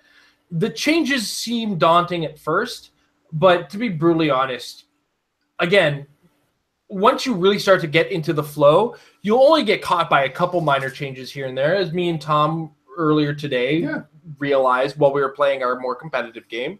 And then we had a couple little things during our game on screen that, there'll be growing pains, but that's not any reason not to do it. Yeah, I think what I like and the problem at the same time with the new rules is how everything that's different is basically minor little things. Like when you're talking to somebody and you mention a new thing, they're like, oh, I didn't know that. And then they mention something you didn't know. Like when I mentioned that you can't evade crit hits anymore, and it blew someone's mind wide open. So yeah, once you read the rule book, it's basically the same game, just a couple tiny changes. And it makes turn structure make more sense. Like really, like what you could do at the beginning of the turn made no sense. And like when you can have a whole end of turn sequence where you do stuff after the end of the turn effects, like let's say your zombie Super Scroll took damage, now he has Perplex, ups his own defense. It's like, or am I still doing actions? Or is it like, am I going to clear, or am I going to sidestep and do an attack with Heroes for Hire at the end of my turn, or is it actually the end of my turn now? Like, I think they're much more streamlined. It's overall a better game. It's much better. Just read the new rulebook. So we're setting up for the next question here because I just need the information in front of me. As KJ Foster wants to know, I want to make Pat's Chameleon, that's the chameleon from the Superior Foes of Spider-Man, viable. Are there any figures from Mighty Thor that stand out? Tom, while we were kind of setting up for it, immediately pointed out the Red Leader is a really good option to bring in if you can get him in. Yep. I'm just kind of looking through it now. And just, Zarko the Tomorrow Man is just a great figure. He's neat. He's neat. 6 Fandrell's amazing. Yeah, I don't think that he would start with his sword equipped, unfortunately. No. Well, starts. I think he would. He would. He starts the game. He so would. yeah, I think Fandrell. He's a spicy meatball, man. He's hard Charging Flurry. Yeah. Well, 18 combat reflexes. He's hard to take out. And what's kind of nice is that he's a guy you need to take out from range. So he's a good guy to transform into. Yeah. My answer will come later because I regularly update, and when new sets come out, I actually do article series where I say what disguises are new and cool. So look to that. Wait a second. What are the restrictions on that? Could you do Mangog? No, it has to be standard. Thank God. Can you imagine? It's like, you know what? brutal. I am Mangog now. Oh, they can't be Eat 4 damage, then 3 Oh, no, damage. it's not a replacement. Oh my god. Well, it can't be done. It Oh, can't be done. thank God. goodness. So yeah, Red Leader stand out, and what was the other one? Zarko. I said. I think Fandrell, but that's Fandrell's not a very creative because he's just a good fighter. Yeah. And honestly, for 60 points, he's a really good fighter. He's really good. He's like, if in a pinch, can really come through. I think in the right situation, Valkyrie at 30 could be devastating. Charge, exploit, double roll or re-roll on your blades. True. That could be Might really give good. up some serious points if. Yeah, because you have to don't- give up the 60 on the Chameleon. Right. That's very situational, I'm saying. Yeah. That's Like a very desperate long situations. series of situations where that's actually good. Just kind of go through quickly here, just before we're done answering. Sif's not too bad if you're on a budget. Yeah, I guess Sif just doesn't have that movement attack. Yeah, Captain America's decent, but again, he's just kind of decent. I think we've nailed the ones that I think the big standouts are those most ones interesting. for sure. All right. Hopefully you got it there, KJ. Max Fight question: what is your opinion on the increasing frequency of 19 defenses being handed out? Are there that many 19 defenses being handed out? I know Thunderstrike has a 19. It does feel like there's a few more, but my feeling on it is I don't think it's enough of a trend yet that I feel like it's that impactful would be my answer. Is it a trend outside of this set? Because obviously there's going to be high stats in this set. I don't know if that is What was the last? but all the same, you're right. It's not. There's a fair number of them in the set. There's no doubt about that. But I guess we'll have to see whether or not it really does represent a trend. In some cases, it is timing though. Okay, so we got Odin at 230. He's 19 defense. If I'm paying 230 points, I better have a 19 defense at minimum. Thor Odin's son at 19. I'm paying 175, and he's a title character. Title characters are always way better than they deserve to be. Groot Thor. I'm not sure Groot Thor deserves it, but okay. No, Groot Thor doesn't deserve it. I don't think I've ever seen it pay off. Zeus, again, 250 points I'm paying for him. He better be. Yeah, Odin the Destroyer, Pluto. These are all guys with massive numbers. And then some of them you expect, like the Maestro or Maestro, they don't start with it. Some of them Maestro actually does at 100. Yeah, it's start with movement attack. To me, it's not. It's just too big a trade off. Yeah. The Unimine has it only at a 370 point dial. Guess what? Not relevant. Yeah, I don't know. If it turns out to be a trend, I still think I'll be okay with it because by and large, people tend to hit in this game. Yeah. It's a hitter's game. When it comes down to it, we have found enough ways to hit 20-odd defenses to the point where we look at the teams like, oh, my characters have 21 defense. Great. I have 14 attack. Yeah. So I'm hitting on averages. Plus, I have prob. Congratulations. You've only done half the work. Yeah. So it's one of those things. 19 defense is a thing. It can be handed out. You can get it up to 22. We got through 20 defense years. At the same time, 20 defense did win. So that's right. This, isn't it? I don't know, anything you wanted to add there, Jay, to for the show then? No, I don't think so. I haven't noticed a trend of it outside of the set. I could be wrong. I haven't noticed a problem yet. So, As a fan of the church. and it's good because now we have the call in that Green Arrow can have a 14 attack just on his own. So okay, that's fine with me. Yeah. Absolutely. All right. All right. Like it? We're done talking about undead. You can stop sneezing. I'm just trying to pull up the window here because I don't have a keyboard to this one. I'd be so much faster. All right. Do you guys think the Unimind will see some meta play? Yeah. Yeah. I think he's going to see some play for sure. Yep. That's an easy one. Yep. Lightning round. Next. Absolutely. Yeah. Very lightning roundy on that one. No, that's it. All right. That's it. All right. We made it. Yeah. Let's get Made home. it through this episode. Let's get Tom Holmes and send this one home. And by send this one home, I mean I want to thank our sponsors over at hcrealms.com. We've been on this site for half the day today, actually, now that I'm thinking about it and trying to load it up. I'm not going to go to it. hcrealms.com, your one-stop source for all things Heroclix. Check out the units section. It's where you can build your teams, track your collection, do whatever you want with it. It's really the best tool on the internet right now. Until something else finds its way out there, it's such an important element of the game of Heroclix that we use it online on a regular basis. I can't think of a single person on the high level of play that doesn't use this site, as I'm trying to actually load up our other sponsors over at majesticccg.com/apex-insiders. CCP.com, Apex-insiders. It's a great source of some of the great minds of Heroclix. They do share regular articles from some really high-end players and great minds of the game. And you'll see, you got U.S. Cup team lists coming from all realms. Easton Brock talked about his Animal Kingdom team. Aaron didn't contribute his team, but you got building Quinjet for the Rock Age with Patrick Iboko.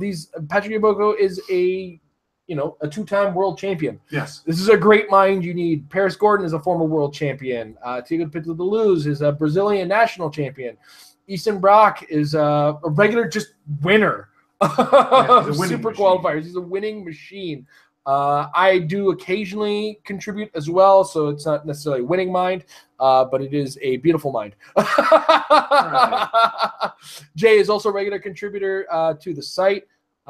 He's also a contributor to hcrealms.com if you're looking for your primers for your setups. So if you're on hcrealms.com, click on the shop section, put in the coupon code Mary for 10% off your purchase. majesticccg.com, sign up, $3 a month, gets you access to all the stuff early. If a lot of the regular stuff is there, such as rock updates, etc., and you can get those without having to be a member. So I can't argue with that. That's the best. It is the best. So I'm actually just kind of being silly. Jay, is there anything you want to say before we head out? I don't think so. I talked enough today. Have you, though? We know. We know what it is. More than I should have. Tom, anything you want to say before we head out? It's been a very expensive but a very exciting week of Heroclix. Let's all start playing with our toys and start having some fun. All right. So on that note, guys, Thor, Mighty Thor is a great set.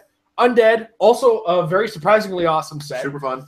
Super fun to play. Thank you guys who joined us in the pre-show game. It was a great time to actually get some time in with Tom. I miss this poor little girl. I missed him so much. I missed a pre-show game. Me too. To the point where I sacrificed myself to play it. I Can't get that on a regular basis. I'm the one who drove to Mississauga. You are the one. I can't usually do that as a prize is really what it is. Yeah. It's only going to be holiday Mondays, I guess, for me. We'll see if we can do something with you and Mike. But in the meantime, guys, if you want to get those games in, learn the new rules, because you know what? When it comes to playing the game, knowing the rules, learning how your team works, practice is an important element, because practice makes your team better. Have a good night, everybody.